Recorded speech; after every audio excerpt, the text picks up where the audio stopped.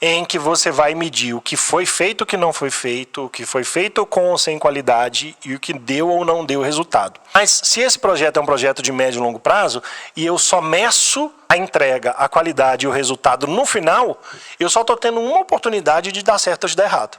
Eu vou medir se o que estava programado para ser feito, se foi feito com qualidade, se foi feito e se deu resultado.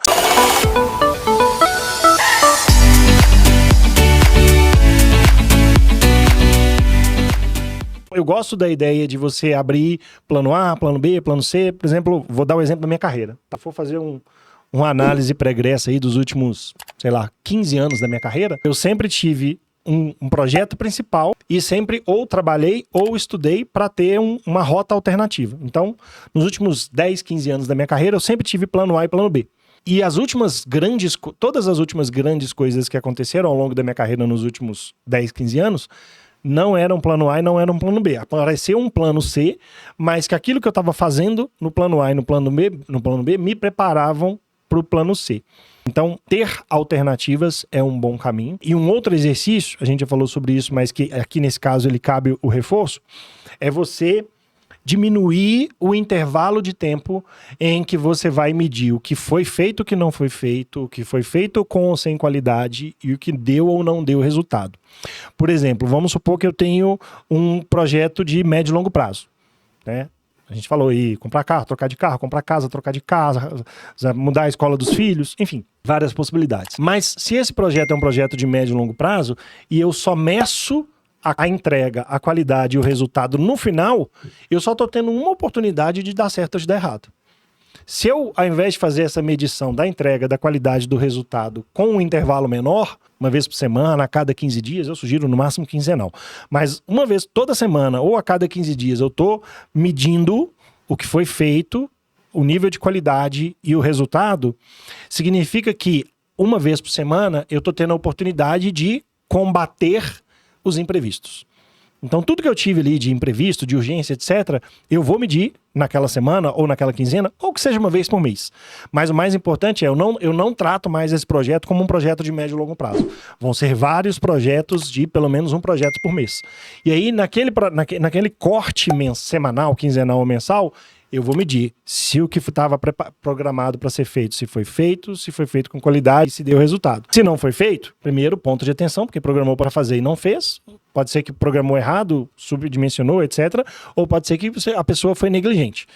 Fez, mas não fez com qualidade. Beleza, na próxima rodada eu vou ter um pouco mais de atenção, fazer de uma maneira diferente, mudar, ajustar. Ou talvez, se estou fazendo 2, 3 vezes e não deu qualidade, para de fazer aquilo.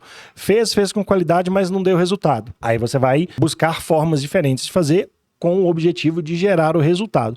Mas, de novo, quanto menor o intervalo de tempo que você fizer essas 3 medições, maiores são as chances de você, o que está dando certo, você vai manter, você vai transformar num padrão, você vai fazer mais, o que está dando errado, você vai mudar, você vai ajustar, você vai melhorar. Se você já fez isso tudo mais de 2 ou 3 vezes, você abandona.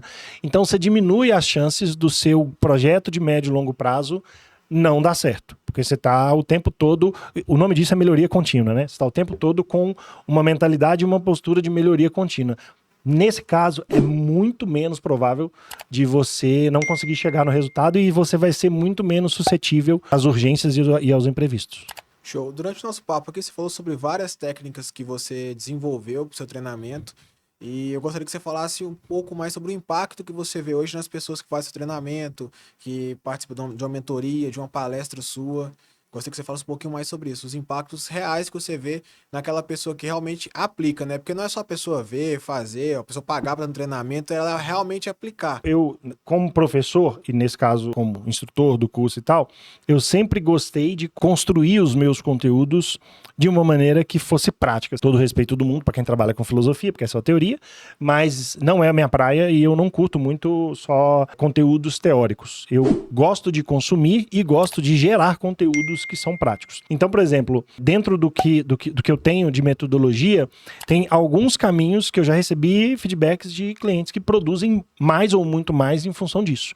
Por exemplo, tem um cliente meu que ele falou assim, cara, tudo que a gente falou sobre gestão de tempo, produtividade e performance se resumiu, tem uma das atividades que eu falo que é a atividade de matriz de priorização.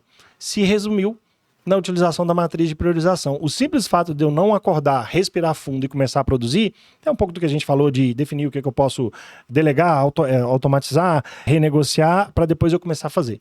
Então, por exemplo, eu já tive casos de cliente que trouxe a percepção de que aumentou 30% da própria produtividade só com essa matriz de priorização.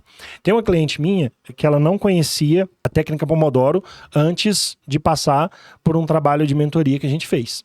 E aí foi até engraçado que quando eu falei a primeira vez da técnica Pomodoro, ela falou, primeiro ela ficou assustada de não conhecer, nunca tinha ouvido falar. E é uma técnica relativamente simples. Ela falou assim, não é possível que isso faz tanta diferença. E aí ela começou a usar a técnica Pomodoro. No começo, ela até começou a fazer um Pomodoro só por dia. E aí depois ela, 2/3 da agenda dela é feita de Pomodoros. Essa cliente, eu lembro que quando ela começou de fato a fazer o Pomodoro ao longo do dia, ela começou a fazer 2 novas atividades. Então é como se ela tivesse meio que triplicado o portfólio de atividades dela, só com essa técnica Pomodoro. E aí a gente vai juntando. Por exemplo, esses clientes que são os clientes que eu atendo saindo daqui, eu vou para lá, a gente trabalhou muito fortemente gestão de processo, melhoria contínua e produtividade na empresa deles. Aí a gente fez um mergulho forte, foi em 2020, no segundo semestre de 2020, principalmente para planejar, e a gente operacionalizou no primeiro semestre de 2020. Esse é um dos cases que eu mais gosto de falar a respeito. Esse aí a gente fez um trabalho um pouco mais amplo e profundo. Em 2020 eles fecharam com 150 mil de faturamento no ano, e em 2021 eles fecharam com 1.800.000. Então, eles multiplicaram mais que por 10 o faturamento deles. Óbvio, nesse caso aqui, não foi, aspas, só processo, melhoria contínua, gestão de tempo e produtividade. Teve muita coisa de comercial, vendas, marketing, etc. Mas são alguns exemplos aí de clientes que a gente já conseguiu ajudar a gerar resultados aí bem significativos. E disso tudo que você me falou, você sente que você está conseguindo chegar próximo do seu propósito quando você se propôs a fazer isso? Que, na realidade, é cuidar de pessoas, né? No fundo, é cuidar de pessoas, é ajudar as pessoas a evoluírem. Você sente que está mais próximo de atingir seu propósito ali? Cara, é muito engraçado. Um dos feedbacks que eu mais gosto de receber, óbvio, né? Quando você tem grandes cases e tal, e que você consegue mostrar resultado, isso é importante, enfim, gera prova social, essas coisas todas. Mas dos feedbacks que eu recebo e que eu mais gosto de receber é quando a pessoa vira e fala assim, você trouxe um conteúdo que às vezes é um conteúdo mais técnico, que pode ser um pouco mais denso, mas você trouxe isso de uma maneira simples. Então, a simplicidade de levar o conteúdo para mim, quando eu recebo um feedback, falando assim, nossa, você trouxe isso de uma maneira muito simples, eu consegui entender muito. E o mais importante é conseguir colocar em prática e deu resultado. Então, óbvio, quanto mais pessoas eu alcançar, mais o propósito está sendo atingido. Não trabalho de graça e também não vou ser hipócrita, né? Tipo, se o que eu faço gera um valor agregado, nada mais justo do que eu receber algo por isso.